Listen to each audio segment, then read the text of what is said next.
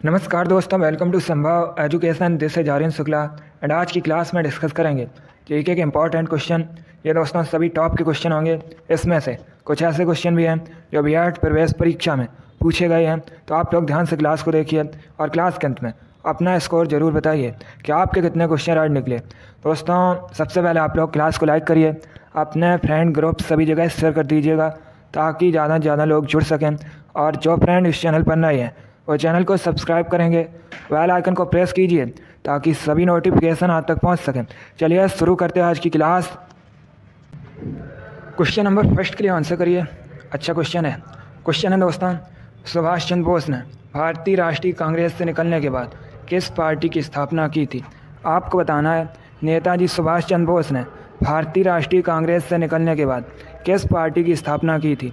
Option number A Indian National Army, option number B Republican Party, option number C Forward Bloc या option number D Socialist Party. आपको बताना है सुभाष चंद्र बोस ने भारतीय राष्ट्रीय कांग्रेस से निकलने के बाद किस पार्टी की स्थापना की थी? आंसर करिएगा। क्वेश्चन नंबर फर्स्ट के लिए इंपॉर्टेंट क्वेश्चन है दोस्तों। आंसर देते समय क्वेश्चन नंबर जरूर डालिएगा। इसका राइट आंसर होगा option number C Forward Bloc की। Yes, option number C correct answer है। नेताजी सुभाष चंद्र बोस ने भारतीय राष्ट्रीय कांग्रेस से निकलने के बाद फॉरवर्ड ब्लॉक की स्थापना की थी, इसलिए option number C correct answer होगा।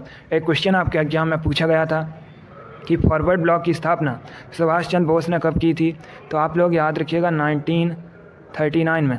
सभी लोग याद रखिए, ये क्वेश्चन आपके एग्जाम में पूछा हुआ क्वेश्चन है। क्वेश्चन नंबर फर्स्ट का option number C correct answer होगा। आगे बढ़ते हैं, अब आंसर करिए क्वेश्चन नंबर 2 के लिए। क्वेश्चन है दोस्तों, जो चित्रकला के शत्रु हैं मैं उनका शत्रु हूँ, किस मुगल शासक ने कहा था?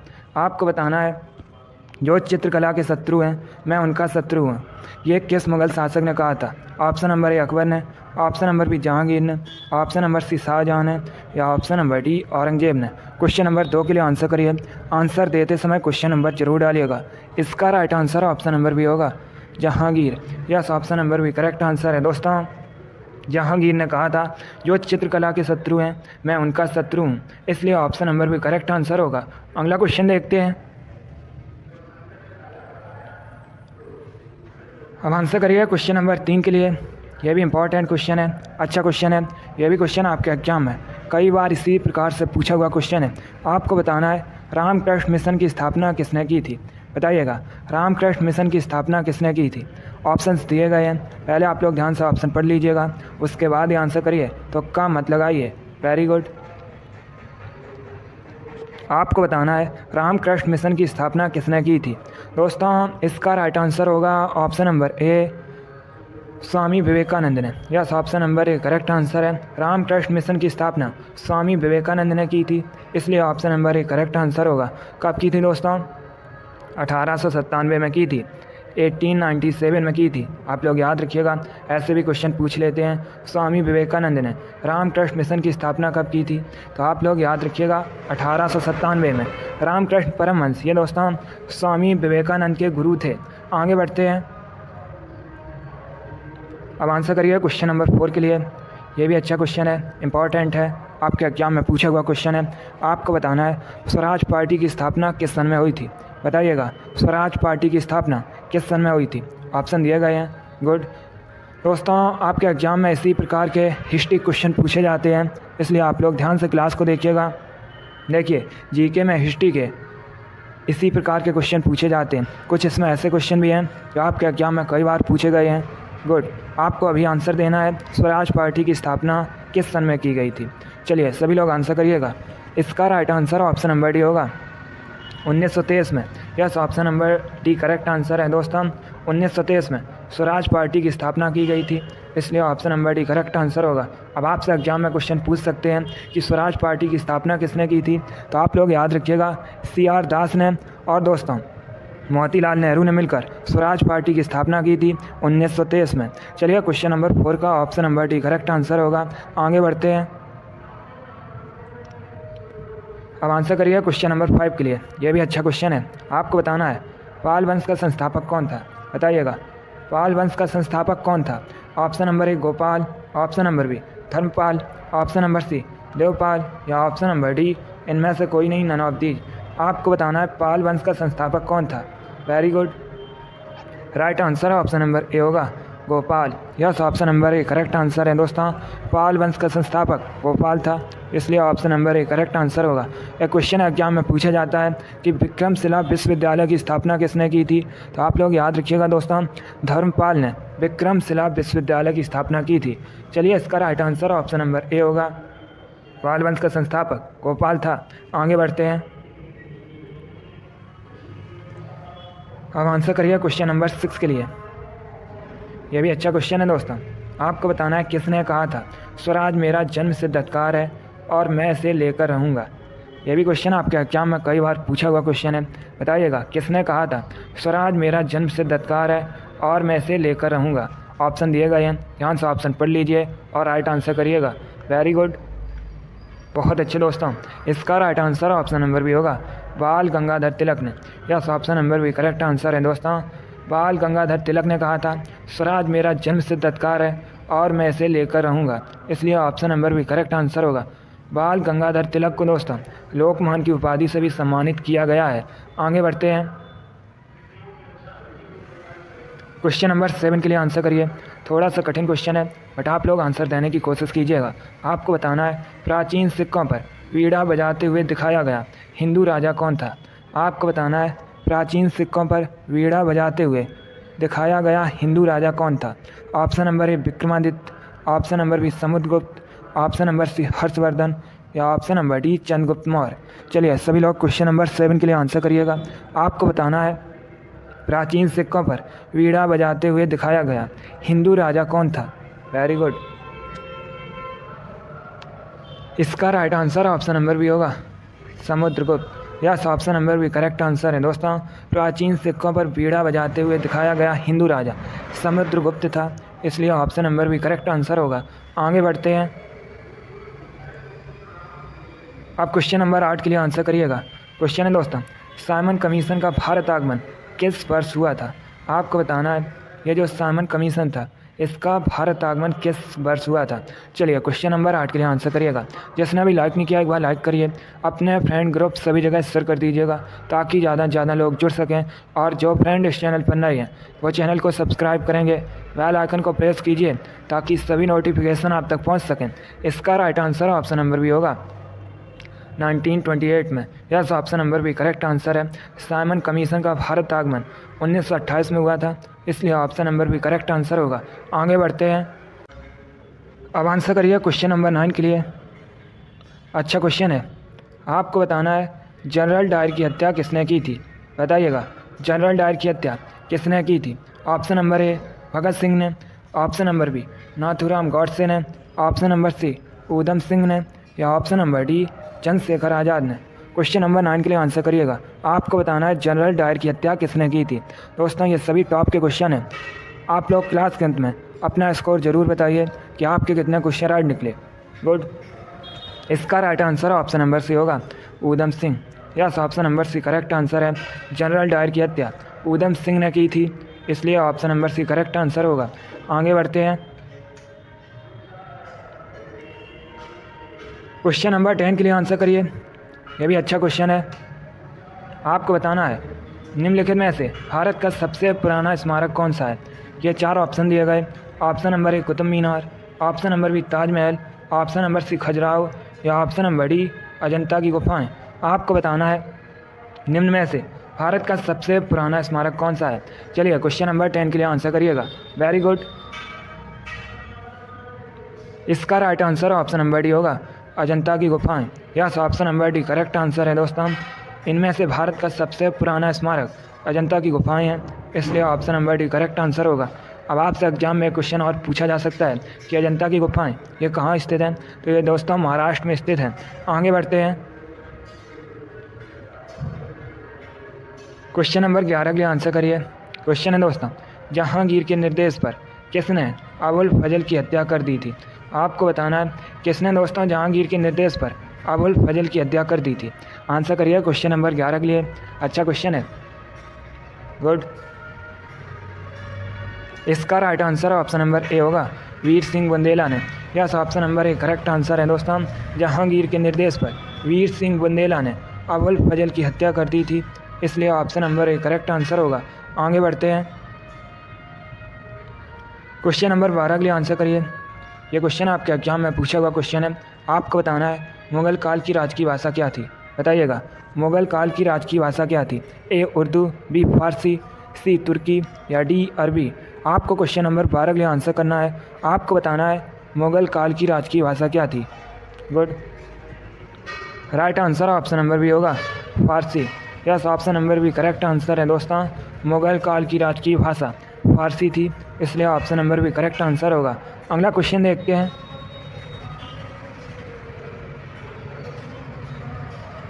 अब आंसर करिए क्वेश्चन नंबर 13 के लिए। क्वेश्चन है दोस्तों, नंद वंश के पश्चात मगध पर किस राजवंश ने शासन किया था। आपको बताना है नंद वंश के पश्चात दोस्तों मगध पर किस राजवंश ने शासन किया था। Option number A Maurya, option number B Shunga, option number C Gupta या ऑप्शन नंबर डी कुषाण। आपको बताना है नंद वंश के पश्चात मगध पर किस वंश ने शासन किया। क्वेश्चन नंबर 13 के लिए आंसर करिए। Very good, right answer option number A होगा, मौर्य वंश ने। Yes, option number A correct answer है। नंद वंश के पश्चात मगध पर मौर्य वंश ने शासन किया था, इसलिए option number A correct answer होगा। मौर्य वंश की स्थापना चंद्रगुप्त मौर्य ने की थी। आगे बढ़ते हैं। अब क्वेश्चन नंबर 14 के लिए आंसर करना है आपको। आपको बताना है अकबरनामा किसने लिखा है। सभी लोग क्वेश्चन नंबर 14 के लिए आंसर करिएगा। आंसर देते समय क्वेश्चन नंबर जरूर डालिए। बताइएगा अकबरनामा किसने लिखा है। Good, right answer option number D होगा, अबुल फजल ने। Yes, option number D correct answer है दोस्तों। अबुल फजल ने अकबरनामा लिखा है, इसलिए option number D correct answer होगा। अगला क्वेश्चन देखते हैं।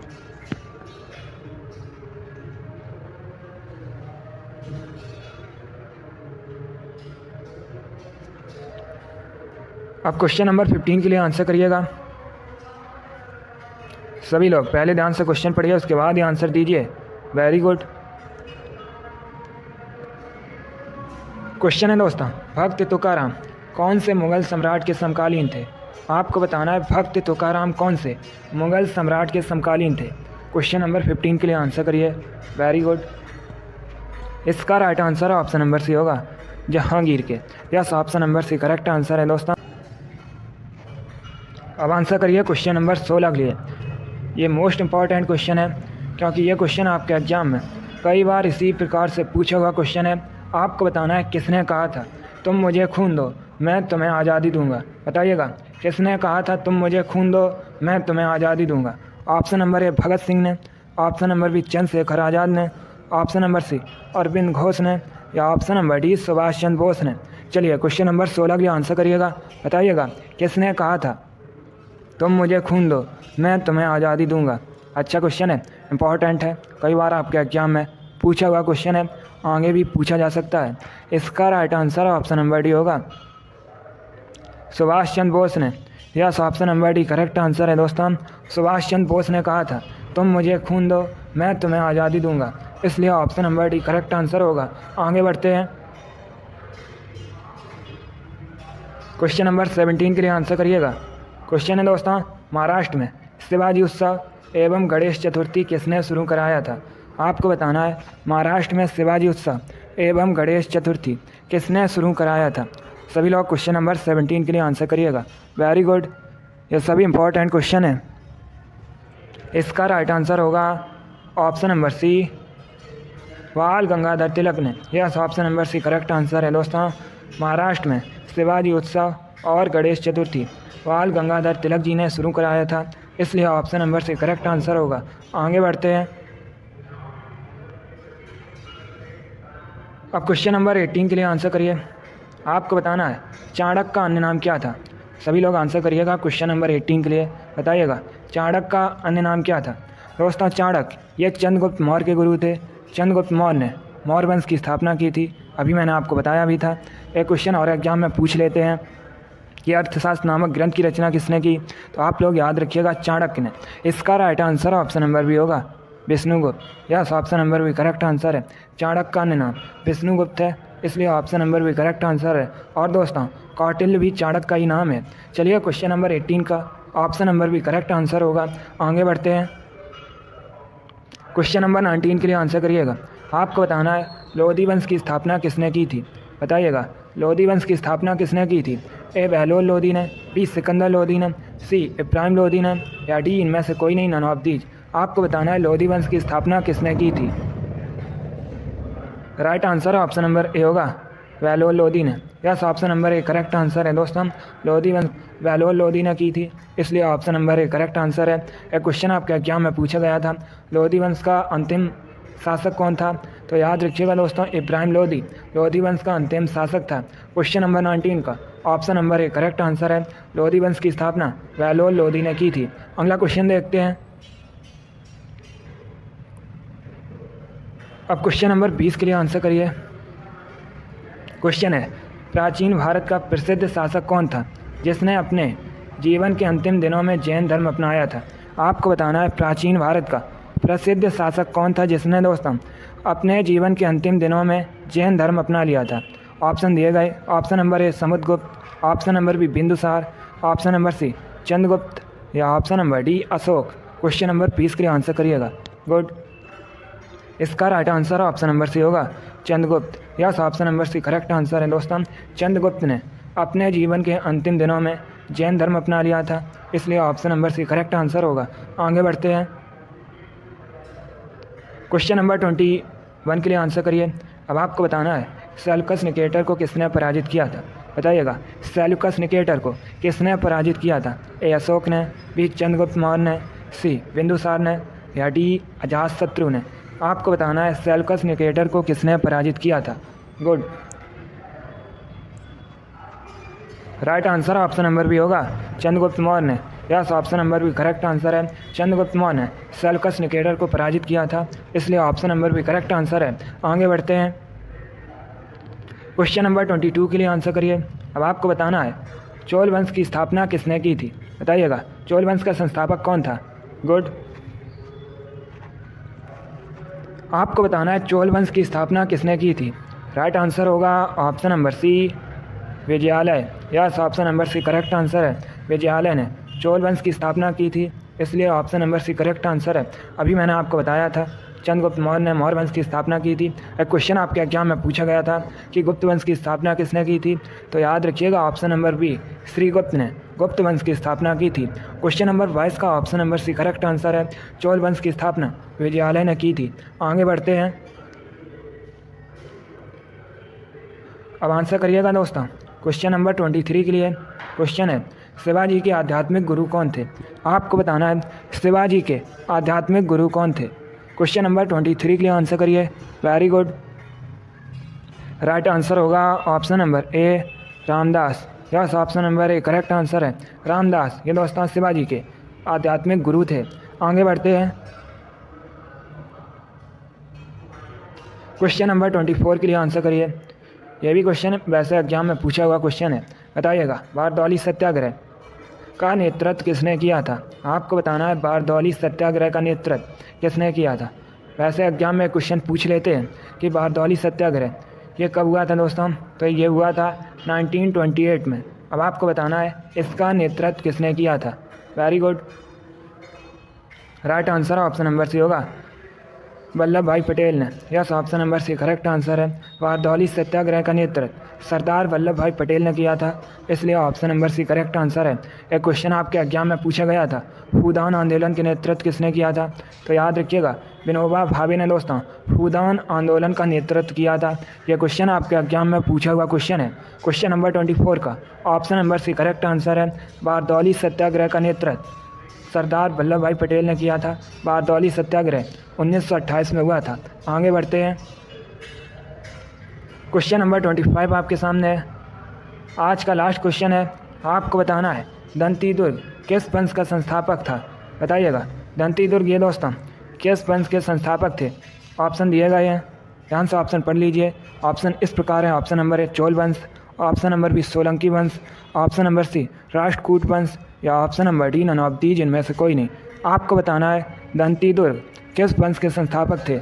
Good, right answer option number C होगा, राष्ट्रकूट वंश के। Yes, option number C correct answer है। वेरी गुड, बहुत अच्छे दोस्तों, गुड। चलिए दोस्तों, आज की क्लास में हमने हिस्ट्री के इंपॉर्टेंट क्वेश्चन डिस्कस किए with extra fact. I hope आप सभी को ये क्वेश्चन समझ आए होंगे। इसी प्रकार के क्वेश्चन आपको एग्जाम में पूछे जाते हैं, तो क्लास को लाइक करिए और इसे अपने फ्रेंड ग्रुप सभी जगह शेयर कर दीजिएगा। जो फ्रेंड इस चैनल पर नए हैं वो चैनल को सब्सक्राइब करेंगे, बेल आइकन को प्रेस कीजिए ताकि सभी नोटिफिकेशन आप तक पहुंच सके। डेली आपकी क्लास होती है स्पेशल आपके एग्जाम के लिए, तो आप लोग डेली क्लास को ज्वाइन कीजिएगा और अपना स्कोर क्लास के अंत में ज़रूर बताइए कि आपके कितने क्वेश्चन राइट निकले। चलिए, इसी के साथ मैं आपको मिलूंगा अगली क्लास में। Thank you guys, thank you for watching, God bless you all.